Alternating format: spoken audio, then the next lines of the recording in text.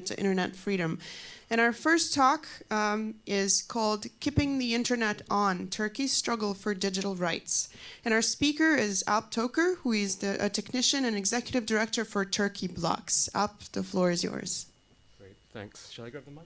Yeah, I can give you this one if you want. Okay, great. So I can walk around a bit at least. So I'm going to tell you a bit about censorship in Turkey, the different methods that are used, and some of the technology that we're building to detect this in real time. I'm going to tell you first where it began, and I'm going to show you some of the latest developments as well afterwards. So I was in Ankara in October 2015 when the Islamic State terror attack happened. Over 100 people were killed. It remains the largest explosion terror attack in Turkey's history. And I wasn't on location, but I was nearby at the time. And we were trying to help people who were coming from the attack, from the site of the attack. There were many walking wounded and injured. And I noticed something, that people wanted to get in touch with their families as soon as possible, to get in touch with the media, to let the world know what happened here, so that something could be done. Unfortunately, that wasn't to be the case, because sometime after the attack, I think a bit over an hour or two, people started experiencing problems with communications. They couldn't use certain services online. They couldn't use social media. They couldn't connect to their friends and family. They couldn't tweet. They couldn't reach the media. Nobody knew why this was, but this hadn't been the first time such an incident happened. Previously, just a few months before, another attack, social media again slowed down to the point where it wasn't usable. Certain people surmised that it might be to do with too many people accessing the internet, too many people connecting. But this didn't really make sense, because there are sporting events where the entire country logs in, or different kinds of incidents where the internet works fine. So what was it about these attacks that seemed to systematically cause the internet to stop working, or at least parts of the internet to stop working? When I was there, I saw the impact. When people couldn't reach their families, it really added insult to injury. It really added pain, and it made no sense. When the media couldn't get in touch, fake news started to spread. People started to make up stories because they couldn't get information from the scene of the incident. This was a couple of years ago.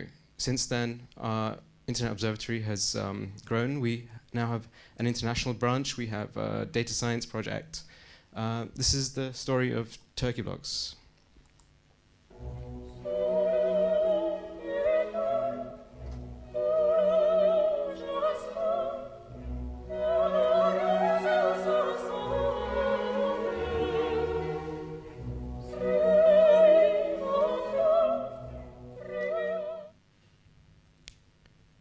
So I'm going to give you a quick walkthrough of the 4 different types of internet censorship. It's quite important to get a handle on these to understand what's going on. It's not one single mechanism. It's not controlled by the same people. These are used as a response to different types of incidents: emergencies, political scandals, all kinds of things that perhaps aren't meant to be heard, or indeed it might be for protecting civilians on the ground, preventing uprisings. There's various types. So if we look at filtering and DPI, this is the oldest form of internet control, well, filtering especially, and it's used quite broadly through the Middle East and other countries. Filtering is a very crude form of internet control. It's basically blocking an IP address. Now, this used to work with the old traditional architecture of the internet. These days, less so, because you find that a single IP address is used to host a lot of websites. So when a single website was blocked, a lot of other sites would go with it, and this caused a lot of frustration. People were very annoyed with this. People weren't supportive of this kind of blocking. Since then, the technology has improved. We now have DPI, Deep Packet Inspection, that can actually block sites individually, pinpoint the content, and restrict it.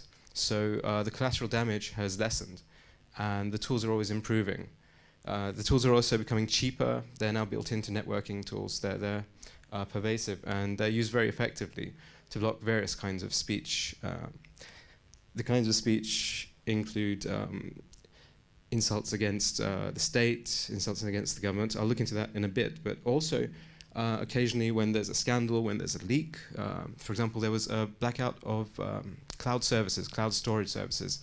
So you had OneDrive, Google Drive, and even GitHub, the source code repository, blocked to prevent the spread of PDFs with some sensitive information about the government. So the controls are quite flexible, and they're used in different ways at different times. One of the best known incidents is the block of Wikipedia, which we picked up and broke news of in April this year. Turkey is the only country that blocks all of Wikipedia, and that includes even China, Iran. It's leading the way. The problem is to do with a few sentences that the government disagrees with. The government wants these sentences removed and says it's quite eager to get Wikipedia back online. But obviously, because Wikipedia has a consensus-based editorial workflow, that doesn't really work, and neither the admins nor the editors on Wikipedia are willing to make these changes. So there's a bit of a deadlock. And while Wikipedia is blocked in Turkey, Turks don't really have a chance to edit it anymore. So more content that is probably offensive to the government is filing in there. And it's probably becoming harder to get the site back on as time proceeds. So there's a bit of a catch-22. When sites are blocked, it becomes very difficult to actually get them back, especially if they're international sites like Wikipedia. And I've classed this as a kind of digital self-harm because it actually harms the image of Turkey, and you find that people who aren't real fans of Turkey end up writing about the country on Wikipedia. So you've basically handed over editorial control to people who may not have your best interests to hand. So it's a problematic block, but at the moment, some tallies, some estimates say there are over 100,000 sites blocked through this mechanism. So it's a very widespread kind of block. Social media throttling, which is the kind I described at the beginning, is what we look at. It's been very difficult to really prove with digital forensic accuracy that this is an internet control.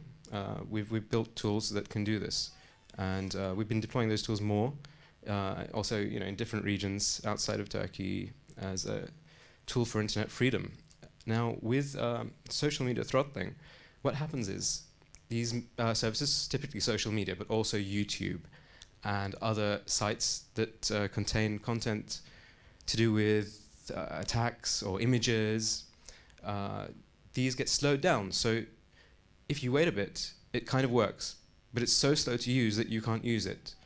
It adds a kind of plausible deniability to the block, because you can never be quite sure what the source of it is. So it's been important to be able to attribute this kind of control. And I'll explain in a bit how we do that. So I'm going to give you a small video that shows actually the experience. So you can imagine you've just been say, near a terror attack, or you've been a victim of some kind of incident, and you need to get online, and this is what you're confronted with.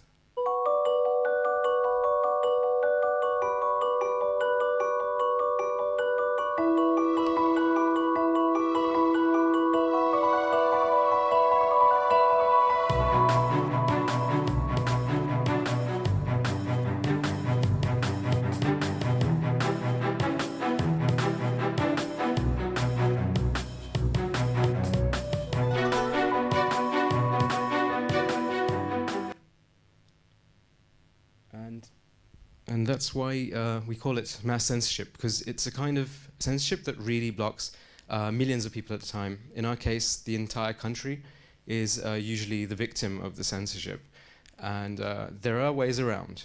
You can use a VPN in some cases, a virtual private network, although these alternative routes are also being blocked. And recently there's been an attempt to also prevent circumvention, which is something we've been tracking. So the point is that the harder it is to share your voice, the fewer people do it, and the more control there is over the narrative and the more other people get to define the narrative instead of the people who are there.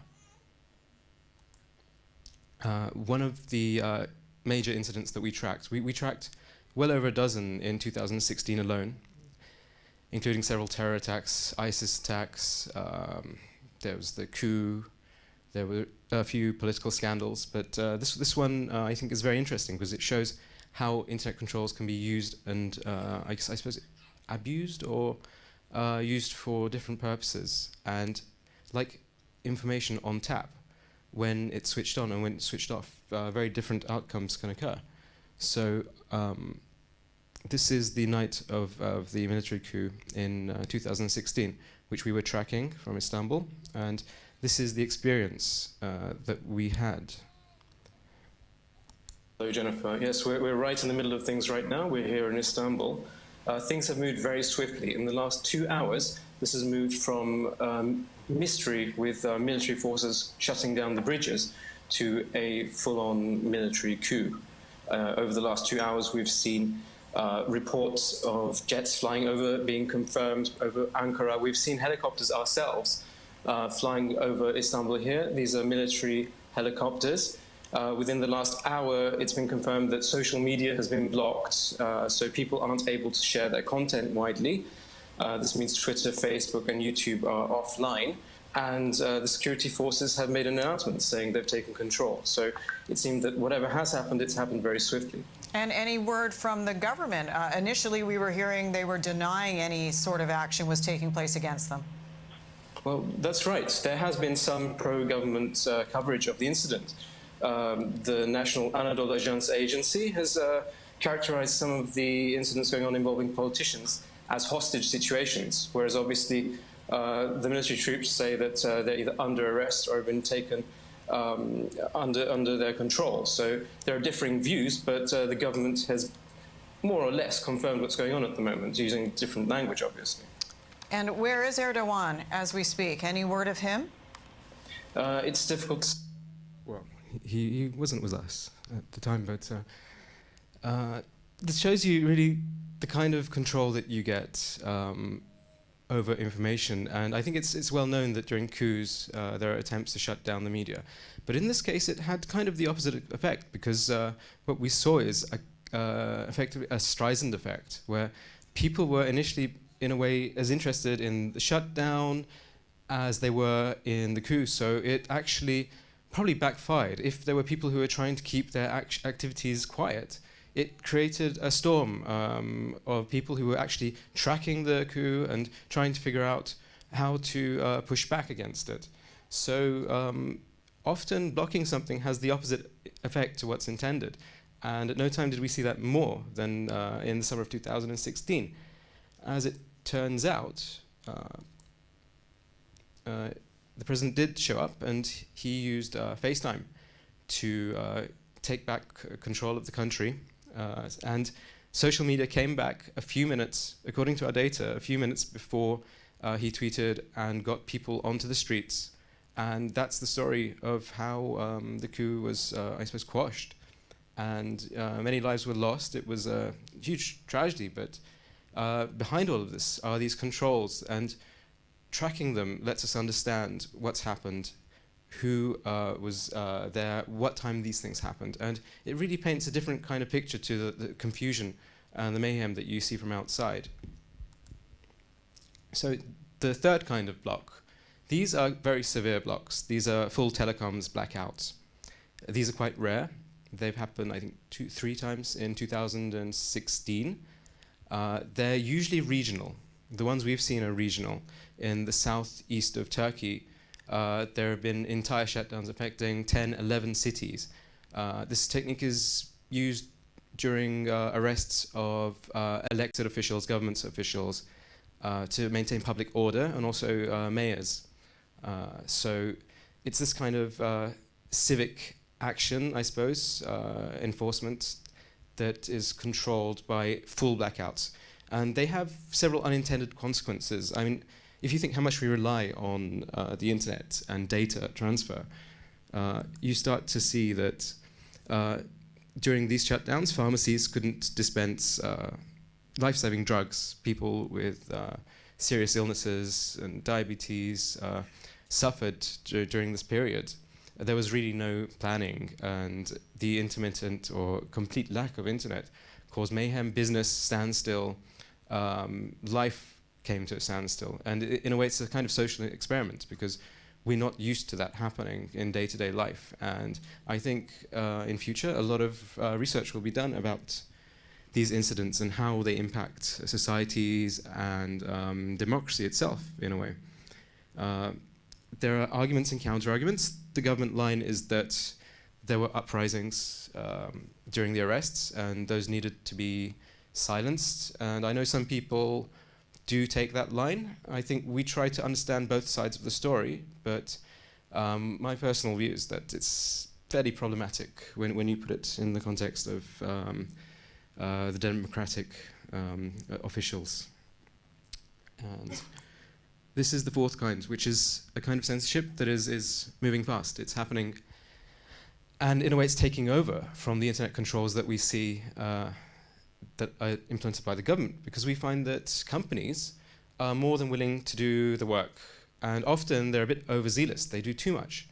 They block content. I know, yesterday Gillian was talking about some of this, that corporations don't really have a workflow an effective workflow for blocking you or censoring your thoughts, and they often get it wrong. So in Turkey, the problem is that these companies are blocking content like LGBTI communities, which are seen as morally unacceptable.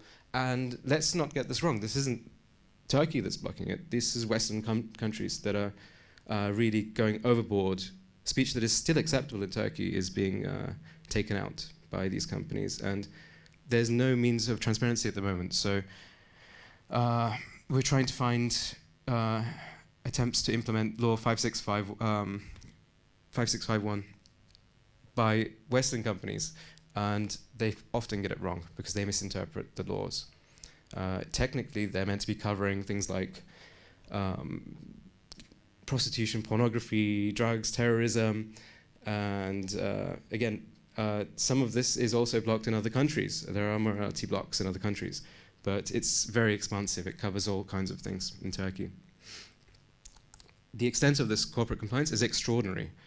Turkey, for example, Twitter, 94% of all content withholding requests were in Turkey, were from Turkish courts, and Twitter generally complied with these requests. So those little bars there, the ones at the top, are the rest of the world, and the big chunk is Turkey. So it looks like the companies really just say yes. We know they try to push back. They have challenged a good number of cases, and they work with Lumen database, for example, which formerly Chilling Effects, which is a legal clearinghouse for censorship, but it doesn't really help. It's out of control, and a lot of the speech is just flagged automatically. It's not even problematic in a quite conservative Turkish interpretation. It's just a system that's picked up. We also know that the government is trying to add transparency to this. They've added block pages, and they do make effort to contact some sites, but not all sites, unfortunately. And there's no real legal recourse for a lot of these smaller websites. So once you're gone, if you're a news site, if you're a journalist, it's very difficult to then get a property back online. If you had a lot of followers, they can be geo-blocked in Turkey by Twitter, for example, and you'd have to start from scratch, and that could be blocked too. So, moving on, this is the information architecture of the system we built to track all of this. We've got the first internet observatory that tracks multiple input sources in real time. We've had to use some cutting-edge database technology to do this, real-time analytics. It's the same technology that startups use to track clicks and understand customers. But we've taken that around. Instead of tracking individuals, instead of trying to de-anonymize them and take their privacy, we're trying to add fundamental rights, human rights to the mix using the same technologies. So you find that this is our entire workflow, from collection of metrics through to the economic modeling and cost system that we built, and everything in between. So a lot of this happens really fast. If we detect a major incident affecting a whole country or a whole city. We can go through this entire chart in, say, half an hour. It's a workflow, it's a procedure that we try to stick to when we're covering incidents. And the end result of this is usually a newswire like Reuters or AP or AFP, who then take the information and distribute it to the rest of the news community. And that's happened several times. I think close to a dozen times now that we've had global circulation for major incidents, which really helps get the problem fixed. It seems to be maybe the most effective thing we have at the moment. So this is one of the devices we use. This is a Raspberry Pi computer. It's an open computing platform. It's something that's quite easy to get started with, and it's very affordable. So we build the software platform on these to monitor the internet. We built a new measurement stack. It's got an open source core. I'll give you a link in a bit. And I can just give you a walkthrough. There's a slight hardware modification to this. If somebody, any hardware hackers there might have noticed it. This is it's an ARM CPU, so that's stock. It's very convenient, low power. It's the same thing that powers mobile phones, smartphones. So it's really a platform that we can deploy our tech to. We put these boxes in homes, in residences, places where we can see how users experience the internet. So we can see what they see. Is it blocked? Is it fast? Is it slow? And most importantly, we can collect forensic information, and we can actually get that checksummed. So if there's a need to go back to it, we can actually have a historic record of what happened. We can do more analysis later. The next component is the Ethernet, and it's very simple to set up. I'm showing this because it's literally plugging this in when you're at home into your router, and the information flows through. It sanitizes the data, so it protects data privacy of the people who have volunteered to plug it in. This is our addition. It's an RTC chip, a real-time clock. We needed this because quite often internet blocks are caused by power cuts, and we need a way to differentiate. Is there a power cut? Is there an internet block? And the RTC lets us track the time between power cuts and between internet blocks, and we can use heuristics then to differentiate the two types of blocks. So it gives us more information about what's going on. This is the kind of intermediary data that our system collects. This is from a few months back, and metrics flow in all the time. It's like I said, it's a big data architecture flowing from many devices, and also remote scans. We can track censorship completely remotely as well, using a new technique, which I'm going to show you in a bit. So we combine all these data sources to really verify what's going on, get a fuller picture, and avoid problems that arise through any one measurement system, because you can never be sure with one. But if all four of the systems agree, then you know something is going on, and you know where it's happening as well. And that's something that hasn't really been tried before. So our technology platform is NetBlocks. If you're into open source, you can check our code modules, and it's very new, so we need some contributors. We're still working on it. It does the entire range of digital transparency examinations that I've showed you. So this is one of our goals, is obviously to detect and validate network disruptions in real time. So that means that we want to act fast. We don't just need the historic archive of this. We want to actually respond within 10, 20 minutes. We want algorithms that are fast enough to detect the data on a massive scale, the loss of information, find out what's going on with the flow of information, and then respond so we can get it fixed before the opportunity to fix it is over. This is the kind of chart that we get in between. This is an intermediate stage. Again, if you notice on my first slide, I had a heartbeat. And this is a metrics. You can see some seasonality day to day. What struck me just while I was preparing this is it's basically a heartbeat of the general public. It's what people use day to day. It's what keeps things moving. So it was completely by coincidence, but I suppose the internet is the heartbeat of the people, and that's why we need to keep it on. We need that information to keep flowing. Keeping people safe is also important. Through many of the announcements we made, people have been able to respond, react, get to a safe place during attack or an emergency, it also helps the public to really become more resilient in the face of these attacks or even natural disasters. And I'm going to just show you, before we close, a couple of new uses, humanitarian uses. This is something that we've been using to calibrate our system. It turns out that we can actually track not only terror attacks and other incidents, situations where streets go offline. We have a very high resolution, but we also have a high broad coverage of geographic regions. So we've been able to track Hurricane Harvey in real time.